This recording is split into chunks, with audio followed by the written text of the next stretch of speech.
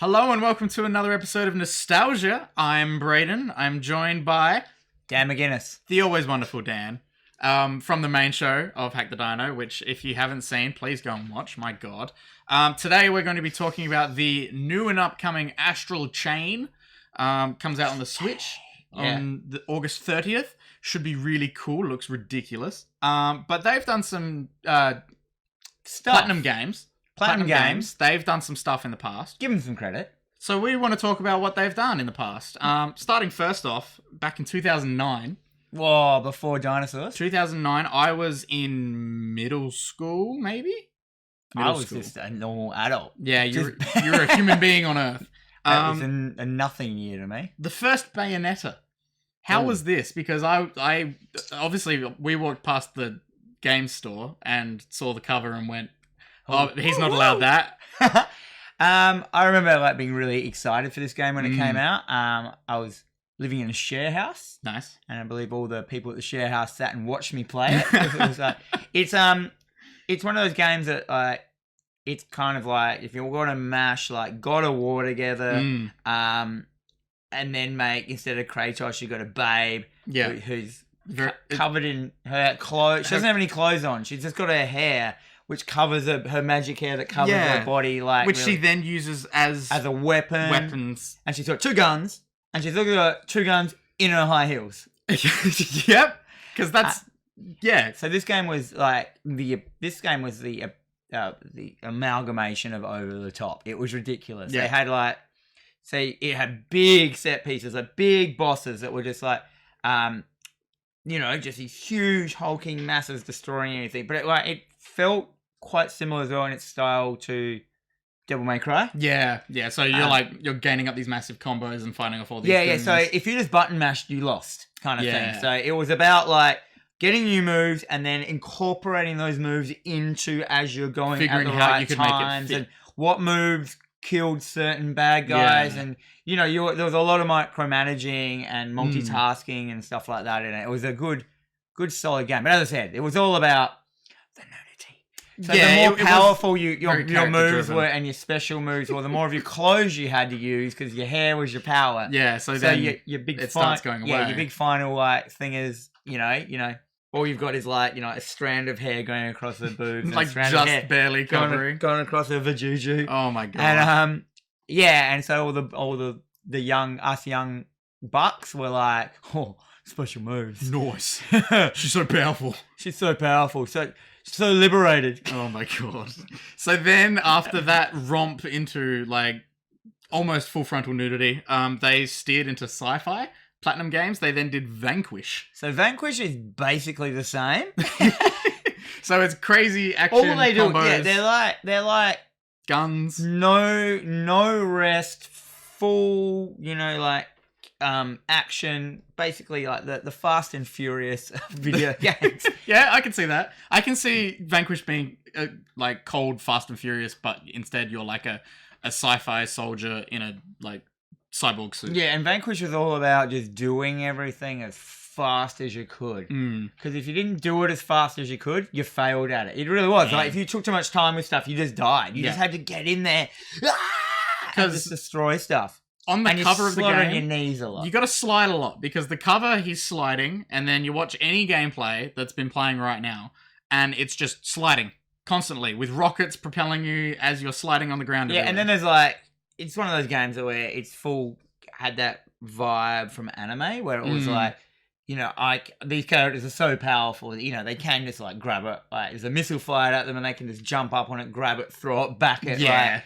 things. Yeah, full good gunplay, ridiculous. Yeah, huge. And once again, huge set piece bosses with big tanks coming over you and that.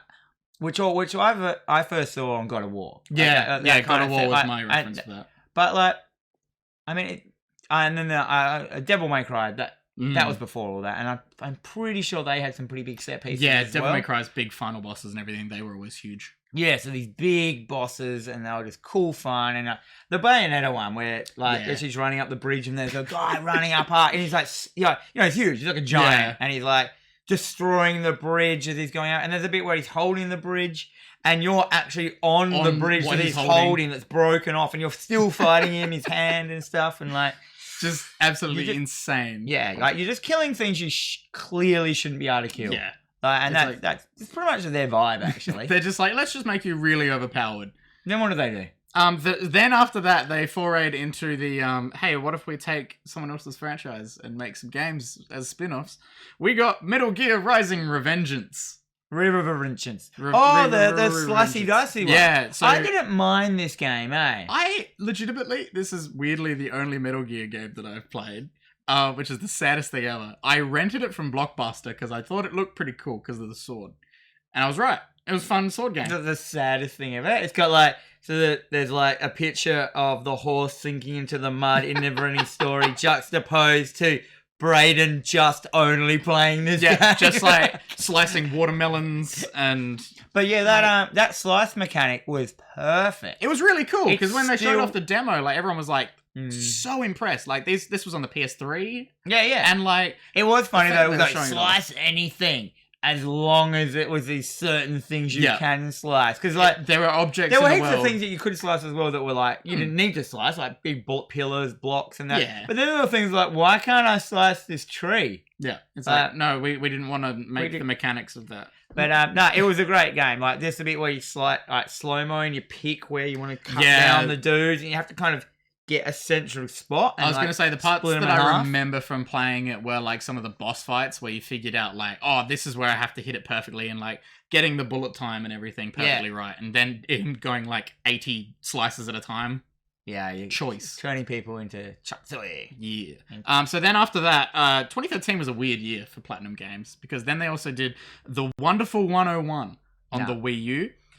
I just wanted to mention it because I've never played it. No one ever played it. Nah. We watched gameplay of it just before. Looks weird. The vibe of it was like there was 101 characters you could be. When one dies, you get a new superhero. So your lives are actual different people, which is a cool idea. It's and a different playable character with different qualities and everything. So when that character dies, you play a different character. Yeah, which is a very cool concept. Actually, seeing gameplay of it, I was not very interested. And then after that.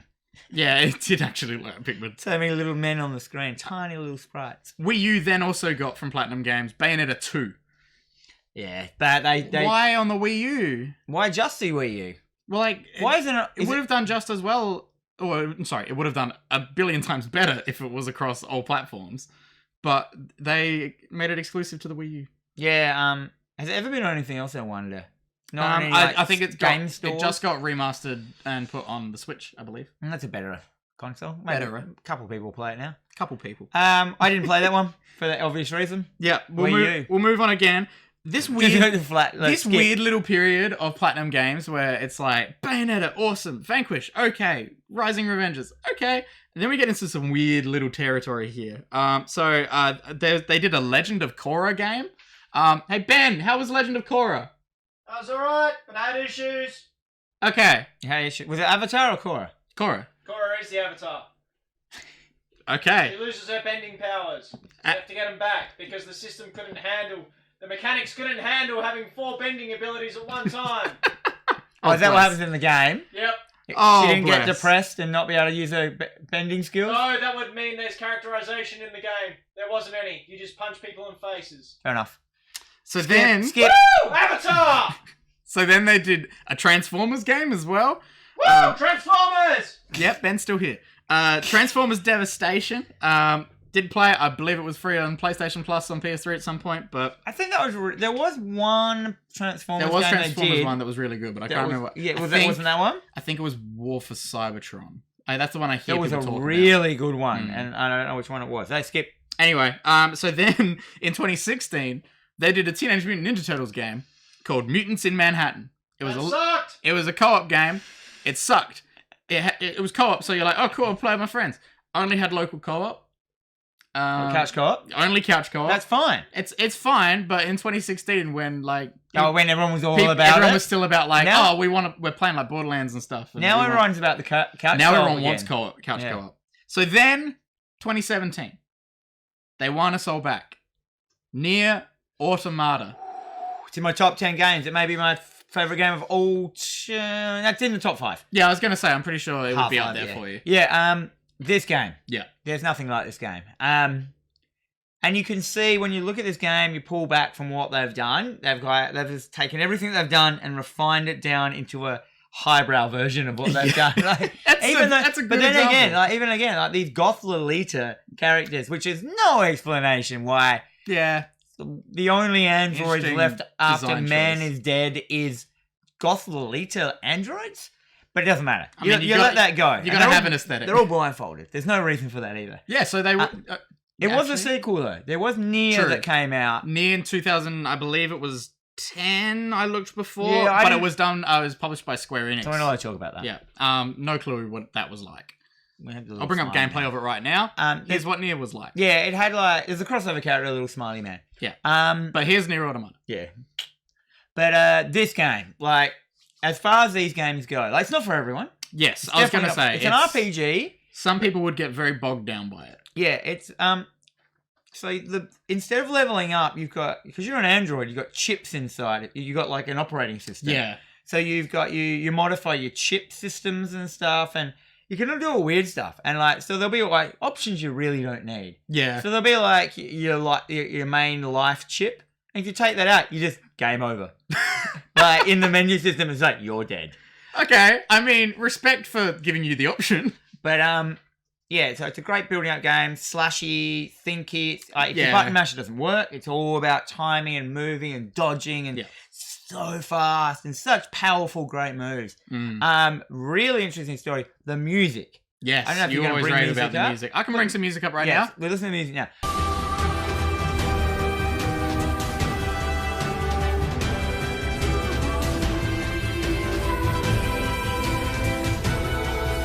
The music in this game is like, it's one of the only game soundtracks that I actually listen to as real music. Full, composed for the game. Yeah. Full on beautiful tracks, all sung, like these huge, long, like 2-hour songs. That's right. Yeah, I do remember you mentioning that.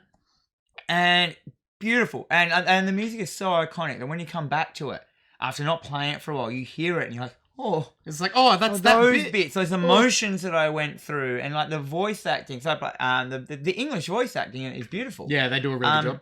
Really, really good job. And then it has some of the most Kojima-like moments in a game ever. Praise Kojima. Praise be to Kojima. Praise Kojima! There's Ben. It has everything. Like, there are some like mind-bending things that happen at the end of that game that you're just like, I can't believe this was in it, and it's so well done. Yeah. I don't want to spoil it. I was gonna say. I've spoiled it on other times. I was gonna say it's been spoiled a bunch of times. The only thing I wanted to mention as like, not quite spoiler, but like leading up to it is like, isn't it like you play the game for like 3 hours or something and then you get end credits? Isn't it something like that? Oh, no. So what happens is, yeah, you can play the game and you get to the end, and then the end credits come up Yeah. and they go through, and then it just starts again, but it's like a different game. Like Game Plus Yeah. is like, you start it, you're like, this isn't where the game started. Because I'm sure plenty of people tried it and went, oh, and then just Yeah. returned it. No, actually, the second time you play around, you play as a completely different character. Okay. But you kind of, like, because there's 2 characters in the game and you play as the other one. So you see bits that he didn't do. You and see that. the other side. And then you finish it again, and all the credits come up, and you finish it, and you press start again, and it just starts where you left off, Oh my god. and you just keep going, It's and so. then you keep, and then so you have to finish it. You have to see the credits 5 times before you finish it, and then at the end, your characters, cause it's all about like moving on and accepting things, and then they just can't accept that it's the end of the game. Oh my god. Okay. Yep. And then you're like, so to... Brain's trying to process the so complexity of the game. So you start doing this, your character's like, no, this can't... The credits are coming up, and they're still talking. The Oh my characters, god. and they're Okay. like, they're like, we can't let it end here. And they're like, we have to let it end here. And you're like, no, I won't. But it's not like they're talking to us. It's still in the narrative of the story, but Jesus, it's got a double meaning. Yeah. And then So as you go in, because you're androids, you can go in and hack stuff. Yeah. And they're little mini games. You play these little tiny ships, and you go and you that's what pass that it. is. Yeah. And then all of a sudden, like, your little mini ship comes into the credits, and you start fighting the credits to stop the game from ending. Oh, that's amazing. So I'm just spoiling it flat out. I mean, yeah, we weren't going to spoil it, but We're gonna. we did. No, And that's we're going not to it. keep going. Yeah, and so you're fighting these credits, and it gets harder and harder and harder. So then it's become this bullet hell style shooter. Yeah, and there's also a bit where it's like, to fully finish the game, before you get to this point,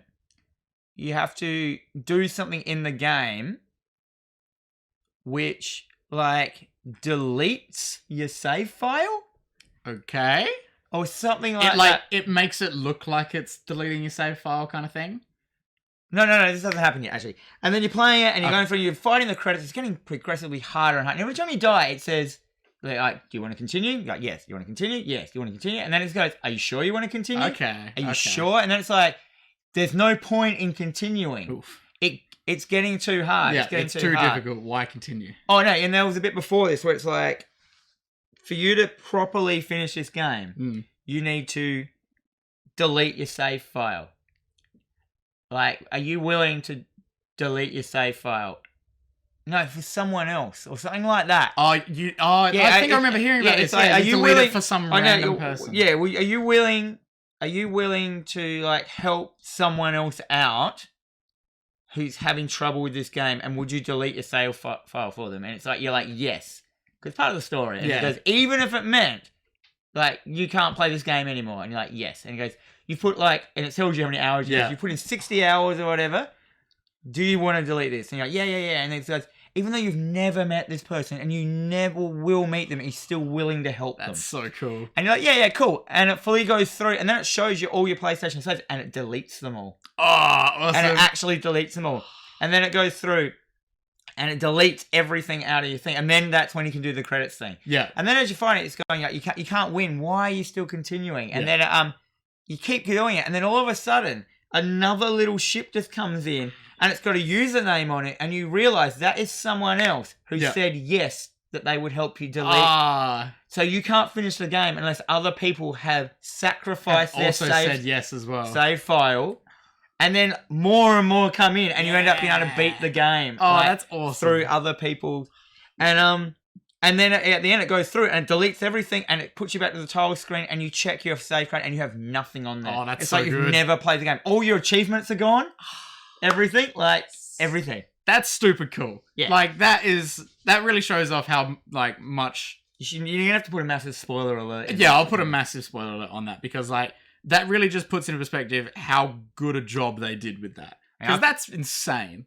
And when you're doing it, and you know those you get to the end, and I remember at the very, very end, I was just sitting here, going, oh my god. Yeah, it's like, it actually did it. It was a very Kojima moment. Yeah. Like, I've just like that, this is one of those moments I hardly ever get in gaming, and it's happened.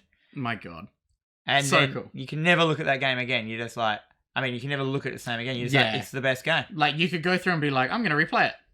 But, like, you're going through it knowing where you're going through it. So apparently there's 16 endings. Jesus. And one of the endings is if you die before the first save, the first save point, it's an ending, and it goes up really quickly, and then so there's like, I think there's 24 endings or something, and each one's like A, B, C, D, E, F, yeah, and like, so there's all these you weird... can find all these other weird and ones. other weird endings, like you That's just so find cool. something, and it's like, do you want to drink, do you want to eat the fish? You find a fish, and you eat the fish, and you die, and it's like, ending. Like... You see, I can appreciate a bit of humor with it as well. Oh, there's heaps of humor in it. Like, that's perfect. Leading on to what all of this was on. Are you breathing again? Yeah. Breathing again. Astral Chain, about to come out on the Switch. Pretty keen for it? Yeah, if they can do something like that. So Astral Chain looks like, when you want to pull it all back, once again, it's got that it's got the Bayonetta vibe, it's got... Very action-y combos. Yeah, but it's also got that kind of, like, complexity that looks like a Nier Automata with, like, the very fast fighting. Like, it's got, and even into, like, story concepts multiple and stuff. characters on the screen that you're controlling. I like where it's going with, like, its, like, story setup that I've seen so far. It has, I'd say...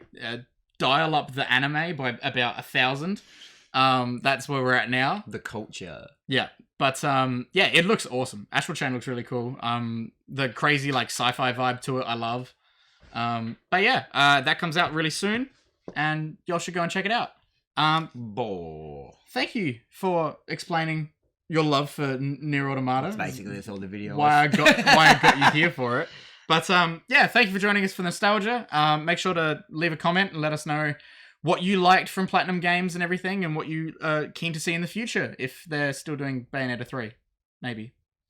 And go watch the main show to go see more of Dan, and go follow us on Twitch to see Dan's Let's Plays, live streams. Yep. As well as the main show. Bam. Bam.